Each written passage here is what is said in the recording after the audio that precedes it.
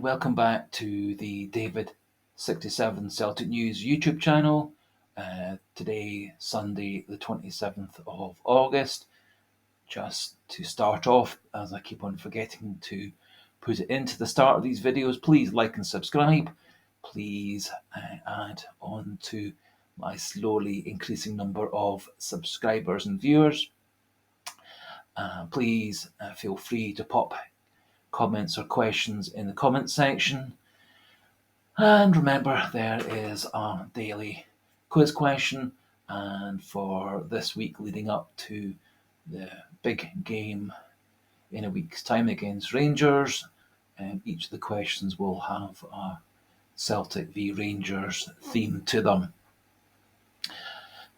Today, going to do a couple of main topics. Review of yesterday's rather disappointing 0-0 draw with St Johnstone, and a short section with regards to the few little transfer rumours and stories that are still circulating over this weekend. I do see the next 5 days, starting tomorrow Monday, as being important days for Celtic, and I do see us finalising maybe 3 or 4 deals over the week to fill in some important gaps in the side. Firstly, just my thoughts of the 0-0 game against St Johnstone. I thought Celtic again looked rather slow.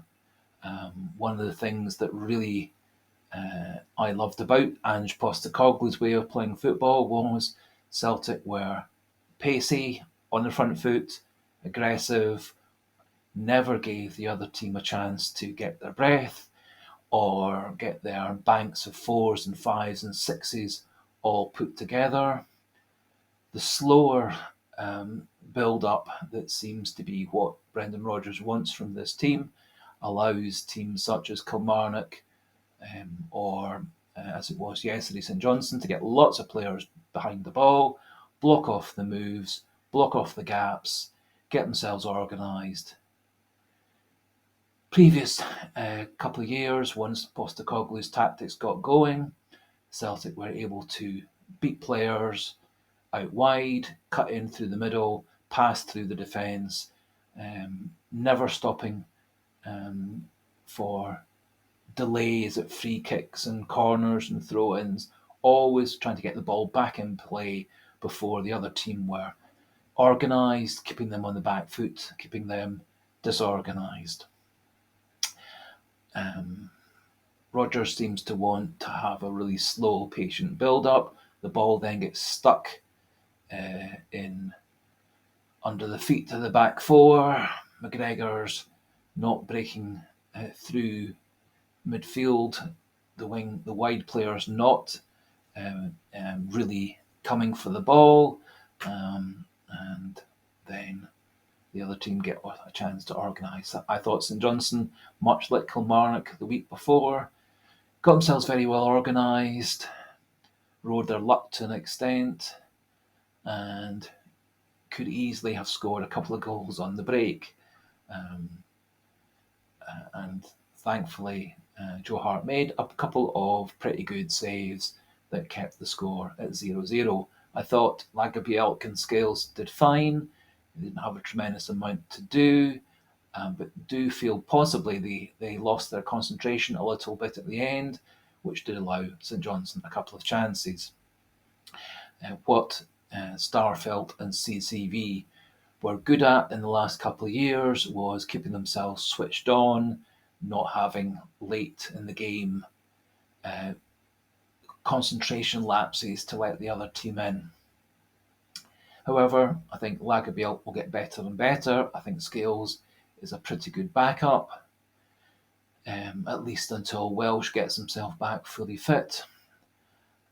But I would very much hope over the course of this week we do bring in a further central defender to supplement Nawrocki, CCV and Lagerbielke, so that we have 4 strong centre-halves to play on a week-in, week-out basis. which will always be very useful with injuries, suspensions, and resting players before and after European matches. The fact that CCV has got himself significantly injured so soon after his knee surgery is a little bit concerning, and so I think having a further good quality centre back is useful. However, getting back to the game, I don't think any Celtic players particularly came out of the game with an enhanced reputation. I thought Alistair Johnston looked back to his old self. I thought Celtic did look a bit better with him on the right side, both defensively and with him getting forward. Greg Taylor appeared to be playing a little more of his inverted fullback role and looked at times to be getting into midfield and showing some more forward intent.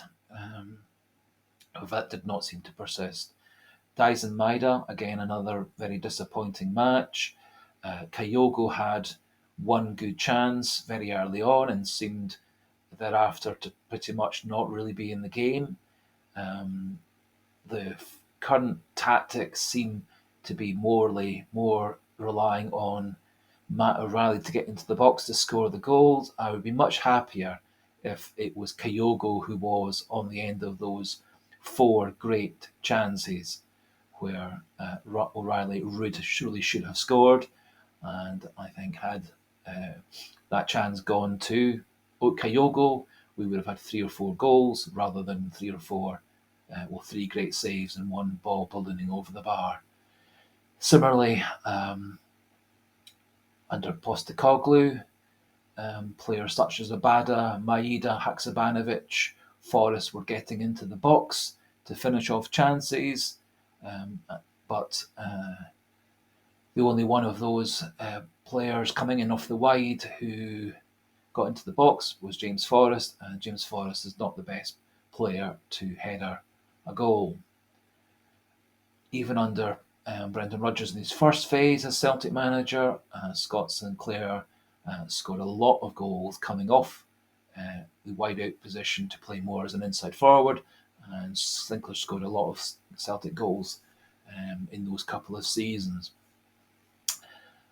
Yang, I thought, started well, showed quite a lot of forward intent, pace, trickery on the wing, but seemed to tire a little. But I think he is very much worth persisting with. One of my biggest worries is that Dyson Maeda, having had a good pre-season in Japan on tour there, seems really have to go into his shell. Kyogo's form seems to have dropped off as well, and Kyogo also seems to be playing deeper than I really would want my main striker to be doing. One of the problems Celtic also had was they didn't really have someone to come off the bench, like an O, to score a goal, which is why I think over this week we should do our best to pursue signing a third striker, ideally Keith Garden from Bromby, although there are a few other options that may well come to fruition through the week. So, final reflections. I thought Celtic had more than enough chances to win. Unfortunately, they seemed to mostly fall to Matt O'Reilly, who got a string of very good saves out of the St Johnstone goalkeeper, who, not surprisingly, was man of the match. I thought it was encouraging seeing Alistair Johnston coming back, and I think he's going to be a vital player against Rangers at the weekend. I am very hopeful that Kyogo will get his form back, and that also players like Abada, Maeda, Haksabanovic will regain their spark and their ability to get into the box and score goals. I can't really see it being Rodgers' tactics not for our wide players to get into the box, but rather than tinkering with Ange Postecoglou's very successful system, Rodgers seems to be trying to replace it almost entirely. And for me, at the moment, we've got a case of square pegs and round holes to an extent. Players not really playing in what may be their best position or has been their best position for the last couple of weeks. I am fully certain Celtic will turn their form around and their wins around in the very near future. It should be remembered that it took Ange Postecoglou quite a number of months to get Celtic's new way of playing bedded in and successful. And in his first season, we kind of held on in the first half of that season, and then after the winter break, really took off, which coincided, of course, with a successful second transfer window. That may well be the case with this season. I think our main rivals, Rangers, are also at the moment bedding themselves in. I think they're also going to be rather erratic in their form. And so I am confident we're going to get a good result in next weekend's fixture. We do remain ahead of them. We do remain top of the Premier League, and so there are many things to be happy for. And as I've said quite a few times, I've been a Celtic supporter for 50 years, and so days like today, weeks like we've had the last couple of weeks, have become second nature, and more often than not, particularly in the last 20 odd years since Martin O'Neill came into Celtic, Celtic has found a way of turning things around. My big disappointment regarding yesterday's fixture and the Kilmarnock fixture was that our teams of the last couple of years would have found a way to win that game. Be it Callum McGregor shooting from the edge of the box, like he did against Aberdeen, or getting a couple of late goals from Abada, Haksabanovic, etc., to beat Dundee United. Kyogo breaking into the box to get a late equaliser, such as the game against Rangers. We don't seem to be showing the ability to keep on playing and keep on playing with full energy when the other team is tiring physically and mentally. Our first couple of games of the season, we did find a way to win games. These next two, we seem to be finding ways not to win games instead. However, Rodgers is a good manager. The players are good. I think we will have another couple of good players coming in, at least in the next week, up to Friday midnight's transfer window shutting. And so I think the future is sunny and rosy. Just going to now pop in a quick scouting reel for Lianco, who is on Celtic's radar to come in on loan from Southampton as a further option at centre-back. And then in the second half of the video, we'll do a quick rundown of the transfer news and a couple of other Celtic-related stories.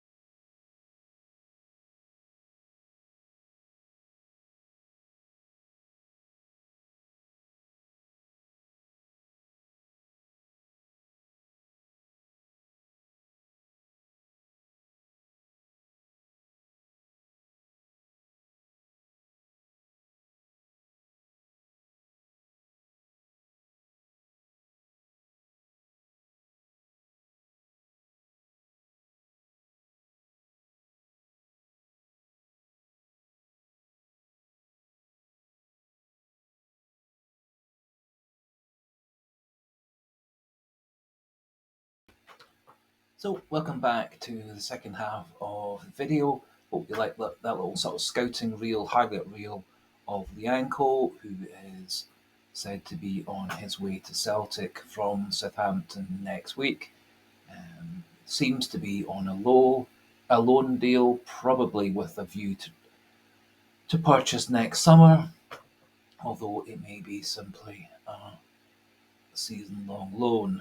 However, having watched that highlight reel and 4 or 5 other highlight reels on YouTube and on the internet, I do think Lianco would fit in very well to Celtic.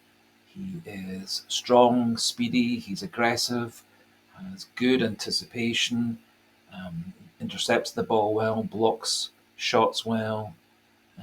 For me, he has really quite remarkable pace over a short distance. He closes down on the attacker, intercepts the ball, tackles well from the back. Very good with the ball at his feet as well. Quite confident coming out of defence with the ball at his feet. Can play from the back, getting the ball from the goalkeeper. I think he would be a player in the same sort of frame and fashion as Lagerbielke, Nawrocki, and Carter Vickers, and I think he would be a good replacement for Starfelt. And I would be very happy if Celtic could get that deal over the line over the next few days, either as a simple loan or a simple transfer or a combination of the two. Talking about deals being close to going over the line, it would appear that the deal for Lewis Palma, coming from Aris Thessalonica in Greece for 3.5 million, is very close to being completed. There were comments from his dad in the press saying how proud he is of his son getting to play Champions League football. And the only team who is in the likelihood of playing Champions League football in the near future that has been interested in him is Celtic, and so I think I would not be the least bit surprised on Monday or Tuesday that Celtic are announcing the 3.5 million signing of Luis Palma. As I've said in the last couple of videos, I think he is as close as we're going to get to Jota. Clever, speedy, intelligent, is good coming in off the wide into the box, playing like an inside forward. And I am very sure, had he been on the end of those chances that O'Reilly missed yesterday, again, he would have scored 1 or 2 of those as well. I think that's one of the big differences between Postecoglou and Rodgers is we're not getting our wide players into the box to finish off chances, and Rodgers also seems to want Kyogo to play deeper to create space for midfielders to fill and score goals. But I think your striker scores your goals, and the team should be set up to give Kyogo as many good chances as possible, with the midfielders and the wide players coming in to support them to pick up the scraps, or as Zabada has been very good at doing in the past, scoring the goals. However, I think Luis Palma is on his way to Celtic, and in the next day or two, we should see that confirmed. A few other little news stories. Slightly disappointing to see comments on Instagram from Sead Haksabanovic, voicing his frustrations at not being in Celtic's team. It's a shame that these were shared in public. Much better if this was kept behind the scenes with a chat with Callum McGregor and with Brendan Rodgers, etc. But I do share his frustrations. I don't think Celtic's quite worked out how best to use Haksabanovic. I think he is a really talented player. I think he's got a lot of very good skills and talents going for him. And I don't think either Postecoglou or Rodgers really has worked out how best to use him. And I think that's especially the case with Rodgers, as on a couple of occasions he's brought him in as a replacement midfielder, and Haksabanovic hasn't really worked in either game as either a wide player or as a midfielder. Um, and so I do hope that we keep Haksabanovic, and that over the next few months, Rodgers and his coaching staff get the best out of him, as I think he could be a great player for Celtic as well. A couple of ex-Celtic players appear to be moving to England on big money transfers, both of which will get Celtic a degree of the sell-on fees, with Juranovic close to moving to Fulham, and Jeremy Frimpong apparently soon it's thought to be signing for Chelsea. On both occasions, Celtic are due a fair whack of the sell-on fee, which I think can add to our winter transfer kitty.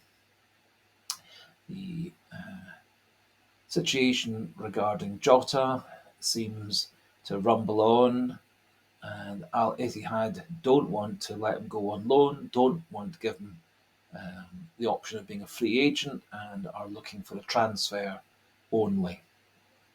This, of course, would exclude Celtic from the market, unless we want to simply give back the 25 million they gave us, just give it straight back to them. I don't think that's really in Celtic's interest or the way that Celtic operates.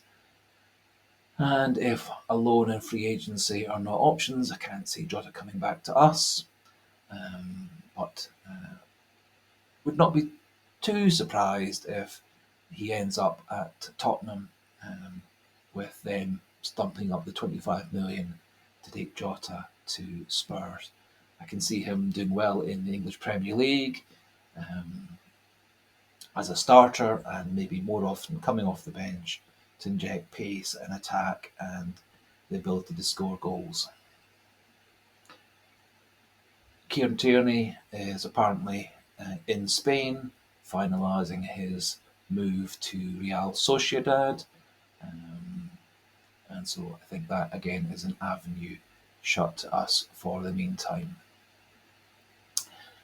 No other major stories to update on, no major new gossip or rumours, but I think over the next 48, 72 hours there's going to be a lot of movement, maybe a couple of players leaving the club, and I think, as well as Luis Palma, probably Lianco, and I hope a couple of others coming in. I think a replacement goalkeeper might need to wait until the winter transfer window, when there may be more options with players' contracts being nearly up a few months after. But we shall see what we shall see. Thank you very much for listening and watching today. Please like and subscribe. Please add any comments in the comment section. And remember, there's a quiz question for today, which has got a Rangers Celtic theme, and I'll carry the Rangers Celtic theme for questions on through the week, leading up to a match preview at the end of this week. So goodbye, and speak to you again tomorrow, and hail, hail.